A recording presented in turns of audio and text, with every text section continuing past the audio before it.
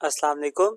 आज का हमारा टॉपिक है डायरेक्ट एंड अल्टरनेटिंग करंट। काफ़ी ज़्यादा इंपॉर्टेंट बातें होंगी और इंशाल्लाह इसमें आपको क्लियर होगा कि डायरेक्ट और अल्टरनेटिंग करंट में बेसिक क्या फ़र्क है। काफ़ी मेजर फ़र्क है जो इंशाल्लाह इस वीडियो में हम देखेंगे। अगर आपको किसी भी चैप्टर की प्लेलिस्ट चाहिए तो आप चैनल को अच्छे से विजिट करें, आपको हर चैप्टर की प्लेलिस्ट मिलेगी। तो लेक्चर सुनने के बाद अगर आपको अच्छा लगे, समझ आए तो कमेंट में बताएं भी और दोस्तों तक शेयर भी करें। तो स्टार्ट करते हैं अपने लेक्चर को।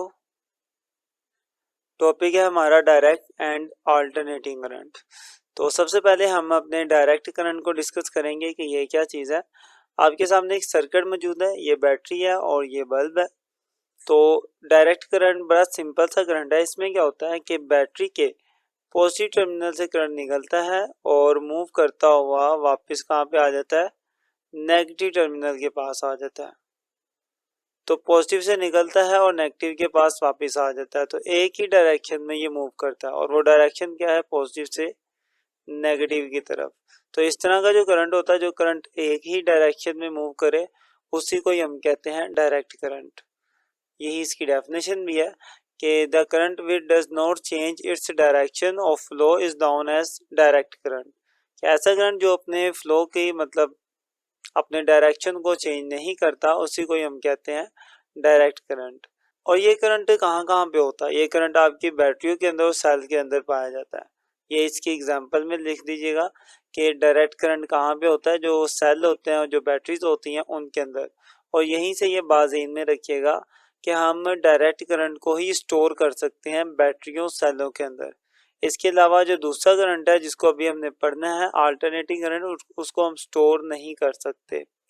खैर, अभी डायरेक्ट करंट की डेफिनेशन होगी और ये देख लें ये कहाँ पे पाया जाता है। इसको थोड़ा ग्राफ की मदद से समझते हैं। तो ग्राफ ड्रा करते हैं और ग्राफ हम ड्रा करेंगे पोटेंशियल डिफरेंस और टाइम के बीच में। ये वाली लाइन जो है मेरे पास, इसको हम टाइम कहते हैं। टाइम एक्स एक्सिस पे ले लेते हैं और वाई एक्सिस पे मैंने पोटेंशियल डिफरेंस ले लिया। इसकी कुछ वैल्यूज लिख लेते हैं पोटेंशियल डिफरेंस की। तो 0, यहाँ पे 1, 2 एंड देन 3, और नीचे की डायरेक्शन में ये नेगेटिव में जाएंगे, -1, -2 एंड देन -3। अब देखिए ये जो ग्राफ है हमारा, ये अपनी डायरेक्शन तो चेंज करता नहीं है। तो ये जितने पोटेंशियल पे जा रहा है उतने पोटेंशियल पे जाता रहेगा, कभी भी अपनी डायरेक्शन चेंज नहीं करेगा। इसलिए हमारा जो ग्राफ है वो कुछ इस तरीके का आएगा कि करंट की जो वैल्यू है वो टाइम गुजरने के बाद भी सेम वही वैल्यू रहेगी, कम नहीं होगी, क्योंकि करंट अपनी डायरेक्शन तो चेंज कर नहीं रहा। इसलिए मेरे पास बिल्कुल एक स्ट्रेट लाइन ग्राफ आएगा। तो ये याद रखिएगा कि इस जो डीसी करंट है आपका, मतलब डायरेक्ट करंट है, उसका ग्राफ क्या होता है, स्ट्रेट लाइन होता है पैरेलल टू द टाइम। तो ये स्ट्रेट लाइन आपको यही शो करती है कि आपका जो डीसी करंट है ये अपनी डायरेक्शन को चेंज नहीं करता। अब बात करते हैं हम मोस्ट इम्पोर्टेंट अल्टरनेटिंग करंट को। इसको समझते हैं कि ये क्या चीज़ है अल्टरनेटिंग करंट। जिस तरह डायरेक्ट करंट अभी अभी अभी हमने पढ़ा कि बैटरी से निकलता है करंट, पॉजिटिव टर्मिनल से होता हुआ वापस नेगेटिव टर्मिनल के पास आ जाता है। ये काम होता था डीसी के अंदर, लेकिन एसी के अंदर ऐसा नहीं होता। एसी करंट में जो आपका इलेक्ट्रॉन है या जो करंट है वो पॉजिटिव से निकलकर नेगेटिव की तरफ नहीं आते, और इसमें पॉजिटिव नेगेटिव का कॉन्सेप्ट भी नहीं होता। इसमें ज़रा अलग ही तरीके से करंट फ्लो करता है। होता क्या है कि आपके जो इलेक्ट्रॉन्स मौजूद हैं, मैं अभी एक इलेक्ट्रॉन ड्रा करके दिखाता हूँ। लेट्स सपोज ये आपके इस कंडक्टर के अंदर मौजूद था इलेक्ट्रॉन। अब होगा क्या कि ये इलेक्ट्रॉन वाइब्रेट करना शुरू कर देगा अपनी जगह पर ही, कभी ऊपर कभी नीचे, कभी ऊपर कभी नीचे, इस तरीके से ये वाइब्रेट करेगा। ठीक है, जितने भी आपके इस पूरे के पूरे सर्किट के अंदर इलेक्ट्रॉन्स हैं, ये सारे के सारे अपनी किसी एक पोजीशन के गिर्द वाइब्रेट करेंगे, कभी आगे जाएंगे कभी पीछे आएंगे। इस तरीके से ये अपनी एक ही पोजीशन के आगे और पीछे वाइब्रेट करना शुरू कर देंगे। जैसे कि कोई पेंडुलम होता है ना, पेंडुलम अपनी मेन पोजीशन के कभी आगे और कभी पीछे वाइब्रेट करता है, ओसिलेट करता है। सेम उसी तरीके से आपका अल्टरनेटिंग करंट है। आप इसको समझ लें ये आपका इलेक्ट्रॉन है। तो इलेक्ट्रॉन क्या कर रहा है, कभी आगे जा रहा है, कभी वहां से वापस पीछे आ रहा है, कभी फिर आगे जा रहा है, कभी पीछे आ रहा है।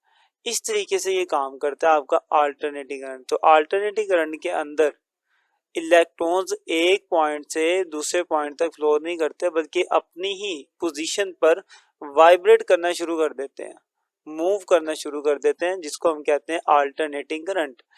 अब जब इलेक्ट्रॉन्स मूव करते हैं एक ही पोजीशन पर रहकर, कभी आगे पीछे, तो वो अपनी जो डायरेक्शन है फ्लो करने की वो चेंज करते हैं।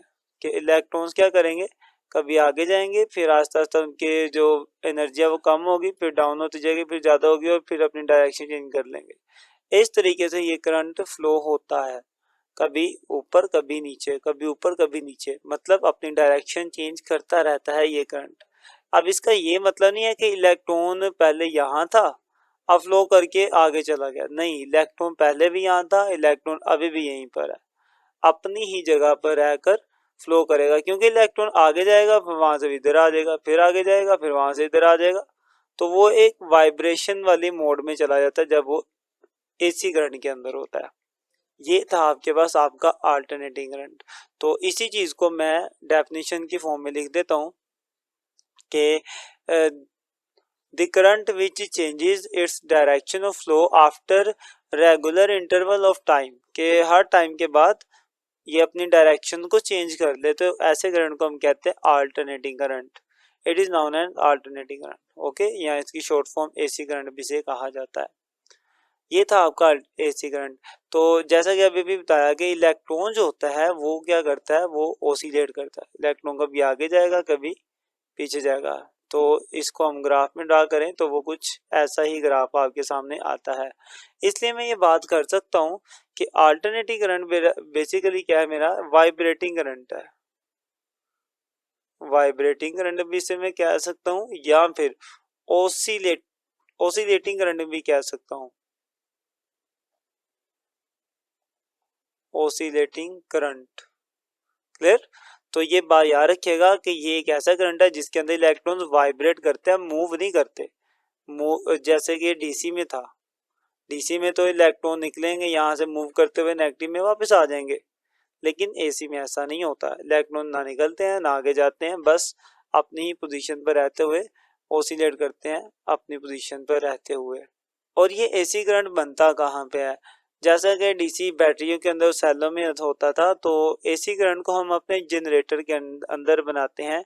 वही जनरेटर जिसके चलने से आपके घर में बिजली आ रही है।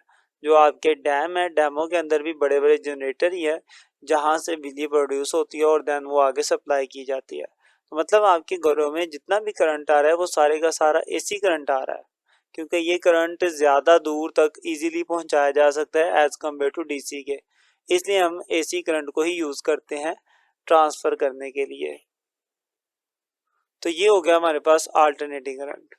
तो ये मैंने आपको इसकी एग्जांपल दे दी कि अल्टरनेटिंग करंट कहाँ पे प्रोड्यूस होता है, एसी जनरेटर के अंदर प्रोड्यूस होता है।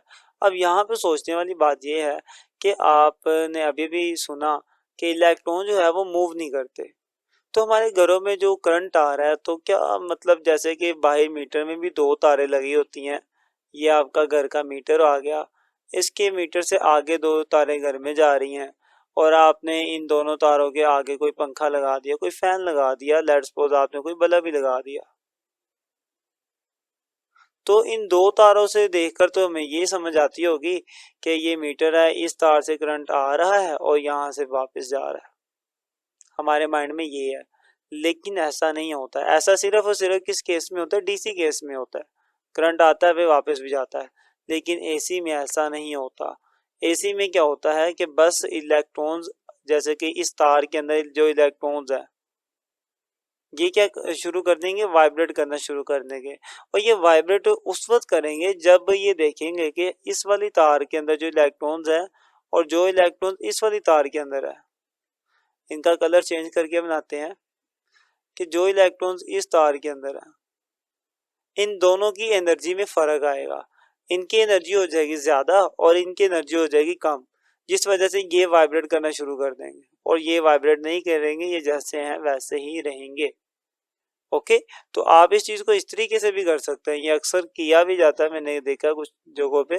वो क्या करते हैं, एक तार मीटर से ले लेते हैं और जो दूसरी तार है वो जमीन के अंदर अर्थ वायर के साथ जोड़ देते हैं, फिर भी करंट फ्लो करता है।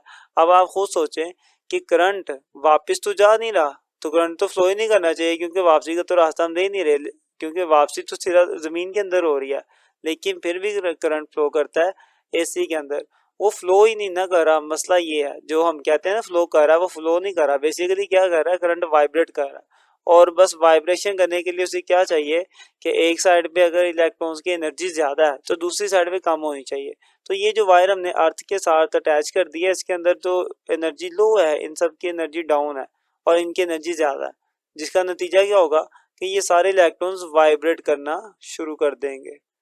ये सारे इलेक्ट्रॉन्स वाइब्रेट करेंगे और इनकी इसी वाइब्रेशन की वजह से ये जो आपका बल्ब है ये ग्लो करेगा। ठीक है, इन इलेक्ट्रॉन्स की जो एनर्जी है वो बल्ब में फिर लाइट की फॉर्म में कन्वर्ट हो जाएगी। ये होता है अल्टरनेटिंग करंट।